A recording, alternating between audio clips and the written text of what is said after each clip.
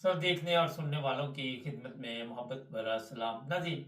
हमारे लोग जितने भी पाकिस्तानी हैं, उनको इस चीज़ की समझ नहीं आती कि बार-बार इस तरह तवज्जो दिलाई जाती है कि ये जो एजेंट हैं, इनके हत्थे ना चढ़ें, इनको पैसे ना दें, इनसे बच जाएँ। ये जितने भी एजेंट यूरोप में इस वक़्त घूम फिर रहे हैं, जो ये धंधा करते हैं, सब क्रिमिनल। इनके रिकॉर्ड चेक कर लें, अगर ये पाकिस्तान से भी आए हुए हैं, वहाँ भी इसी तरह के इनके काम थे। इटली में पुलिस ने छापा मारा, वहाँ कई लोग पकड़े गए, अपने वतन का नाम भी रोशन हो रहा है सुना। और उनसे जनाब हज़ारों यूरो भी बरामद हुए। और ये भी बता दूँ कि लोगों से भारी रकम वसूल की जा रही थी, सब ठगबाज थे। कोई वीज़े का लालच देता है कि आपको मैं किसी तरह इमिग्रेशन करा दूँगा। कोई कहता है मैं आपके भाई को बुला लूँगा यहाँ पे, स्पॉन्सर करके बुला लूँगा। कोई कहता है मैं आपको स्पेन के पेपर ले दूँगा। और स्पेन में भी आजकल इसी तरह के ठगबाज जो है वो काम कर रहे हैं। जब से वहाँ पे इमिग्रेशन की आपको पता है कवानीन में नरमी की, उन्होंने कहा था कि इतने लोगों को वीज़े दे देंगे। वहाँ भी अपने लोगों ने काम धंधा शुरू किया हुआ है और कई लोग इस फ्रॉड में मुलव्वस हैं।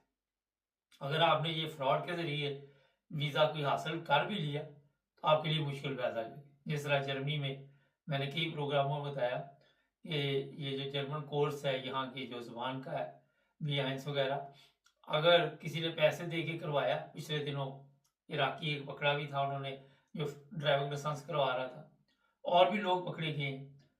तो ये सब वहाँ पे दोबारा आ जाते हैं, आपके पैसे भी गए और आपको जो उन्होंने वादे किए हुए जब वो जेल में चले जाएंगे तो वो वादे किधर से पूरे किए जाएंगे।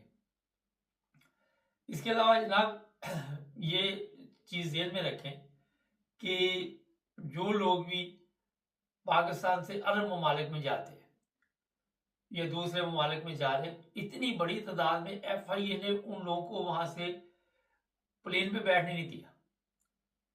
और बताया जा रहा है कि 1000 से ऊपर तादाद है जो पिछले कुछ अरसे में है। आधा फ्लैटें बंद हैं, मगर लोग कीनिया, अफ्रीका, थाईलैंड, मलेशिया, पता नहीं कहाँ-कहाँ वो लोग जो है वो जाना चाहते हैं, वियतनाम और फिलिपाइन, ऐसी-ऐसी जगह से पाकिस्तान से वो कहते हैं किसी तरह निकल जाए, लेकिन वहाँ पे इमिग्रेशन वाले जो है उनको जाने नहीं देते। उन्होंने एक और काम किया हुआ है वहाँ पे जो FIA वाले, कि जो सऊदी अरब में जाते थे फ़कीर मांगने के लिए, जाती दफ़ा भी उनसे पैसे लेते थे।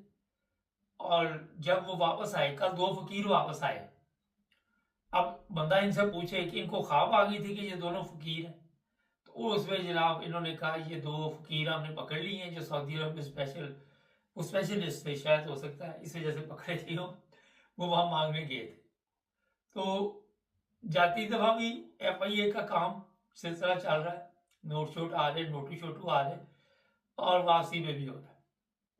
जिन लोगों को यहाँ से यूरोप से या दूसरे ममालिक से डिपोर्ट किया जाता है, उनसे भी FIA ने जो है वो पैसे लेके वो छोड़ देते हैं।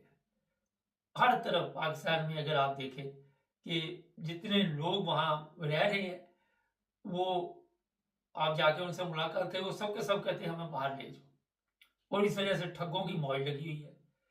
अच्छा, जो उनके रिश्तेदार यहाँ यूरोप में आ चुके हैं, वो भी ठगों के हाथ चढ़ जाते हैं। यहाँ पे टिकटॉक पे आप देखें, सोशल मीडिया पे देखें, कई आके दिखाएंगे ये वीज़ा देखे जी 80 लग गया है। कितने दिन में, परसों एक दुकान खोल के बैठा होता, जर्मनी का वीज़ा तो को काम ही कोई नहीं, मामूली केस है, मेरे साथ राब्ता करें, मैं आपको उसी वक्त ये वीज़ा लगवा के दूँ। एक स्पेन में बैठा हुआ है, वहाँ से टिकटॉक आपके लिए कोई मुश्किल ही नहीं जी। ऐसे वीज़ा जैसे उसने खुद एम्बेसी घर में बनाई हुई है। पिछले दिनों इंग्लैंड में भी एक इस तरह की एम्बेसी पकड़ी गई थी, जो खुद ही वीज़े लगाते हैं, खुद ही 2 नंबर काम करते हैं। तो पाकिस्तानी जितने हमारे हैं, ठीक है, अगर आपने किसी दूसरे मुल्क में आना, हम कई प्रोग्रामों में कह चुके हैं कि जर्मनी को भी लोगों की ज़रूरत है, लेकिन पहले आपके अंदर कोई क्वालिटी होनी चाहिए। आपका जो भी म्यार है, कोई इंजीनियर हो, कोई डॉक्टर हो, कोई नर्सिंग का कोर्स किया हो, कुछ आपके पल्ले भी तो हो ना। लेकिन जो अनपढ़ जाहल है उनको वो बता देते हैं ये सारा कुछ हो जाएगा। पिछले दिनों एयरपोर्ट पे वो वजीर दाखिला भी कभी कभी चक्कर लगाता है, एक बंदा पकड़ा हुआ था, किस बेस पे जा रहे हो जी दुबई?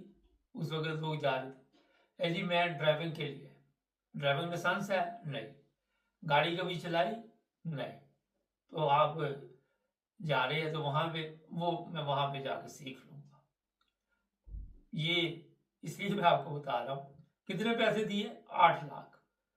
अच्छा जी, अब 8 लाख वाले को ढूंढो जी, इसको छोड़ दो, 8 लाख वाले को ढूंढो। वो पता नहीं पकड़ा गया नहीं पकड़ा गया, क्या हुआ। तो ये हालत इस कौम की हो चुकी है कि हमारे जो भी आप कह सकते सियासतदान या दूसरे लोग जो भी ताकतवर हैं, उन्होंने दिमागी तौर पे इस कौम को बिल्कुल मफलूज कर दिया हुआ। फौरी तौर पे ये लालच में आ जाते हैं और लालच में आके इनको समझ नहीं आती कि अब करना क्या, अपना भी नुकसान कर लेते। अब दुबई में देखें, बड़ी तादाद में जो जंग लगी है वहाँ में लोग तो बेरोजगार हो गए। चलो ये तो एक किसी के इल्म में भी नहीं था ये सारा कुछ होना है। लेकिन अभी भी ये सोशल मीडिया पे चल रहा है कि दुबई के वीज़े खुल गए, दुबई चले जाओ। वो लोग घरों में बैठे हुए हैं, उनके पास काम नहीं है, वहाँ पे 2-4 मसाइल आते हैं, फिर वो खलबली मच जाती है, दौड़ लग जाती है। मगर यहाँ जो दुकानदार है उनके नज़दीक वहाँ चाहे वहाँ पे बड़ी जल्दी आपको काम देते हैं। वहाँ पे 2 लाख तो वाइफे फारग बैठी हुई है, जो काम धंधा करती थी उनका भी अब काम नहीं चल रहा। तो प्रॉपर्टी की कीमत है वो 60-70% नीचे आ गई है। दुकानें हैं सोने की, सोना क्यों नीचे आया? आपने देखा उसकी प्राइस क्यों नीचे आई? नहीं बिक रहा, कोई नहीं ले रहा, लोगों ने लेना छोड़ दिया। दोबारा हो जाएगी मगर 30% प्राइस नीचे आना बहुत ये बड़ी खबर है। पाकिस्तान में भी इसी तरह सोने की कीमत नीचे आई है, क्योंकि जैसे ही ये जंग के हालात बने हैं, लोगों को ये मुसीबत बन गई है कि किसी तरह अपने आप को दुबई से, वैसे भी अमीर लोग जो निकल गए, उन्होंने अपनी जान बचाने के लिए सोचा यहाँ से निकल गए। कई पाकिस्तानी जान से चले गए हैं दुबई में, पूरी खबरें आपको कोई नहीं देता। और जो वहाँ पे हैं वो भी गैर महफूज है। जब तक ये जंग बंद नहीं होगी उस वक्त तक कोई ऐसा रिस्क ना ले दुबई शुबई का कहीं जाने का, ना किसी अरब कंट्री में। तो यूरोप में तो आपको पता ही है, इस्तांबुल 2 दिन वहाँ में लोगों का रश रहा, एयरपोर्ट पे वो जहाज गए ही नहीं है। दुबई एयरपोर्ट पे भी ये इसी तरह खलबली मची हुई थी, लोग जो है रास्ते में कई खबार हो रहे हैं। इसलिए कोई ज़रूरी सफ़र हो तो आप करें, वरना उसकी ज़रूरत नहीं है।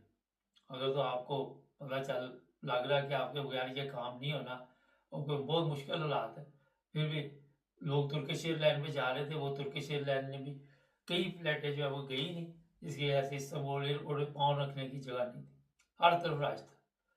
और फिर आप घर में बैठे हुए हैं, महफूज हैं, लेकिन जब आप सफ़र में निकल जाते हैं फिर आपके साथ क्या होगा आगे जाके वो अल्लाह ही बेहतर जानता है।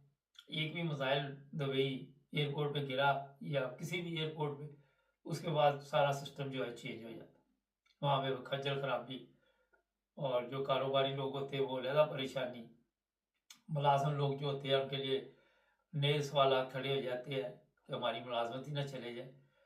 तो ये अभी जो मौजूदा हालात हैं इसमें बड़े सोच समझ के कुछ 4 पैसे आपके पास हैं तो उसको बचा के रखें, जब तक हालात मामूल के मुताबिक नहीं आ रहे। ये दीजिए अब तक की अपडेट। चैनल को सब्सक्राइब कर लें, जुड़े रहे हमारे साथ ताकि और भी आप देखते रहें।